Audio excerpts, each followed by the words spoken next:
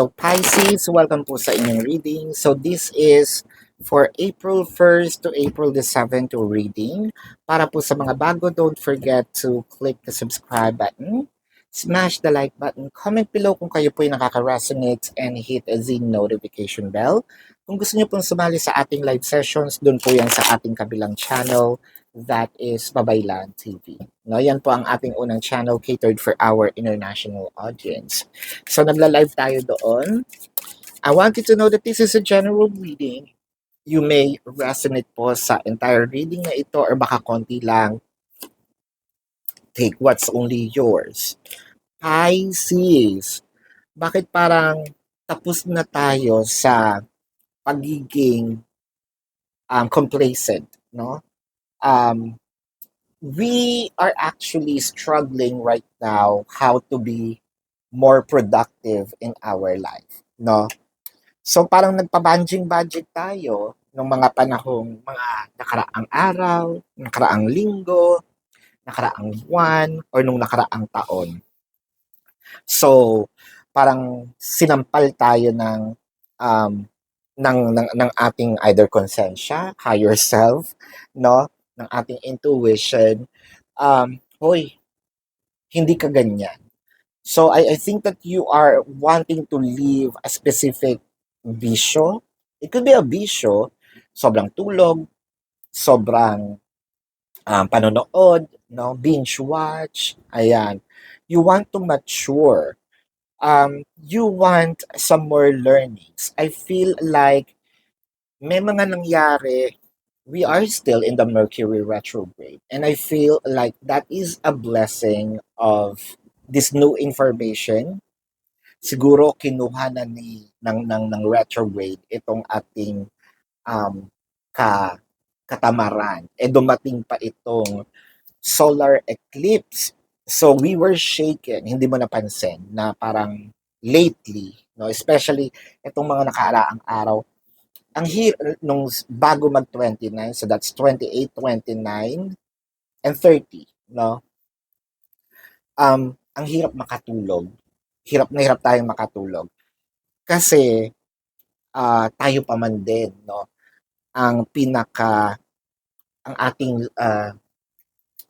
sign or ang ating card is a moon card, no? Dito sa ating tarot card. Nandun pa naman yung mga eclipse. Nandun pa naman yung mga kung ano-anong nangyari. Although kahit solar siya, no? There's some influence. Kasi nga medyo blurry and sturdy itong nangyari dahil sa Mercury retrograde and the solar eclipse. So parang na-shake, no? At ito rin siguro yung shake na nagigising tayo. So we want to be productive in many ways, in any levels, no? Especially when it comes to finances and wealth. So siguro nandito ka na sa part na, uy, nagising ako. Although meron pa akong pera, pero gusto kong dagdagan ng dagdagan ng dagdagan, no? Katulad dati. So parang naging complacent na tayo, hindi tayo nagkikikilos nito mga nakaraang buwan, no? Wealth, when it comes to wealth, parang meron kang gustong i-invest or pag-ipunan for an investment. Career, ayan. So meron tayo ngayong target. Ang maganda dito, it's hindi ito kabawasan or yung ipapasama yung sarili, no? Ito yung pag-shake sa sarili dati na I need some more. Ngayon, yun nga lang, when it comes to relationships, single, crushes, no labels, and even third party, parang ito yung sinishake tayo at sinasabing, hoy, mag-demand ka na ng commitment. Mag-demand ka na ng mga, this is the time for you to ask for it, no? In a marriage relationship, or you may be magjowa pa lang, I feel like, nako, Queen of Cups is here. So kung hindi ready magdagdag ng anak or magkaanak, use protection. Pero if not, kung yun naman ang wish, I think that this is the time for you to do it. No? I feel like you need to make some good choices in here, lalo na dun sa mga in a relationship. Kasi I feel like kung hindi mo man siya inaasahan, no, you need to do something for it not to happen, 'di ba? King of Pentacles, the Four of Pentacles, the Knight of Pentacles, Ten of Wands, the Tower. So there's a transformation. Tower is clarified by the Seven of Pentacles and the Queen of Pentacles. So King and Queen of Pentacles is here. So I'm seeing union. I am seeing harmony. Una't huli pa man din, no? Nung second, what do you call this? Second line, no? Ng spread.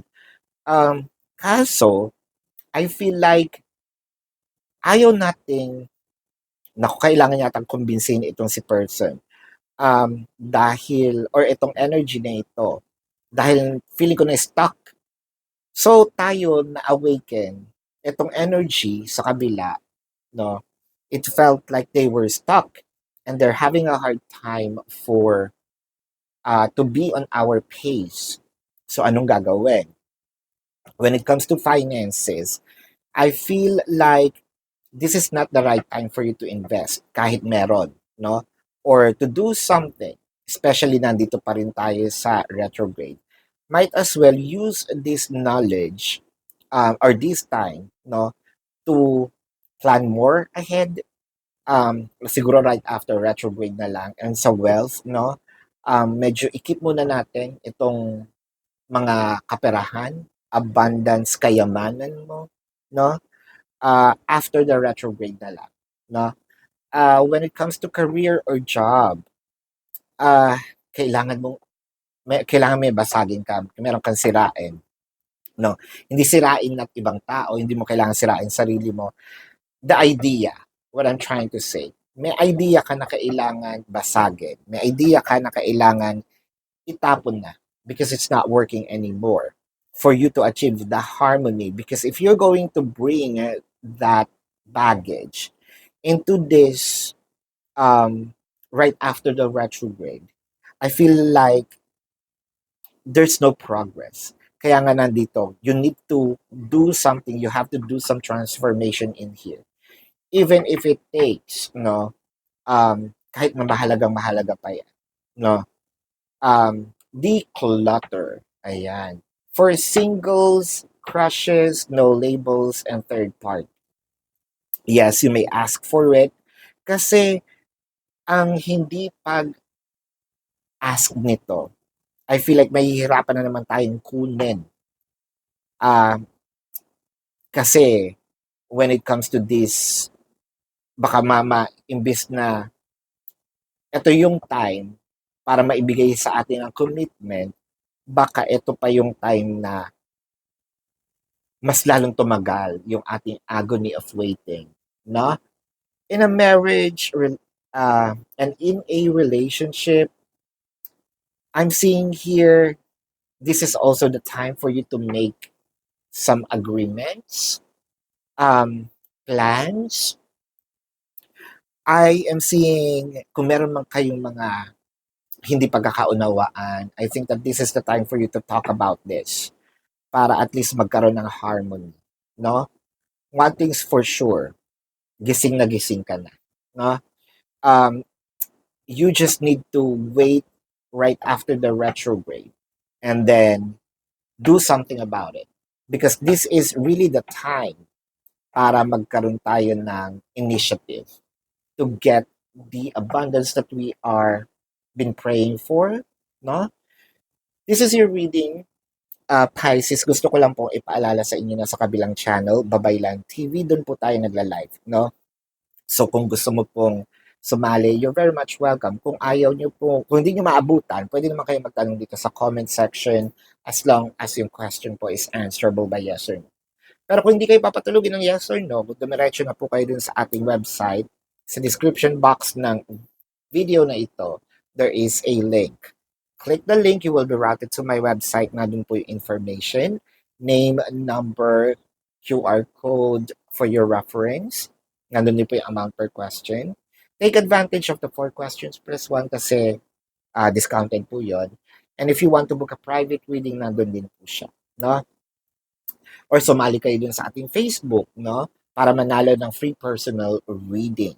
Ayan. So, tingnan natin dito ang zodiac sign ng inyong person.